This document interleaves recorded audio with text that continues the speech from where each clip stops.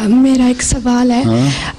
जिस तरह अब 2009 है और इससे पहले जब हम कहते हैं कि इस तरह आप क्या है नहीं, जिस अब 2009 है और जब हम कोई बात कहते हैं जिस तरह 3000 साल पहले जीसस आया था और इससे पहले हज़रत आदम आए थे, हम वो गिनती क्यों नहीं हम वो साल में लेके आते हैं? जिस तरह इससे हम क्यों नहीं कहते कि अब 3000 कैलेंडर शुरू हुआ है ना, जो तुम लोग कैलेंडर शुरू किया है, ये ईसाइयों ने शुरू किया था ना, ग्रेगोरियन कैलेंडर कहलाता है, जो उससे पहले सीजर ने शुरू किया था।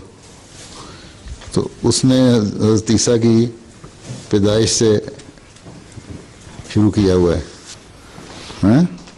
उससे पहले जो था वो BC कहलाता है, बिफोर क्राइस्ट। कुछ अर्सा तक ले जाते हैं, इतने साल BC कहते हैं, कौन नहीं कहता, हैं? 3000 मूसा पैदा हुए थे, दौर था 1400 साल पहले हज़रत ईसा से, उनके 4000 हो गए।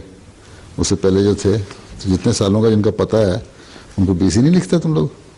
जी लिखते, पर हम वो क्या उसका क्या गिनती नहीं थी कि जो हम उसको काउंट नहीं करते अब साल में?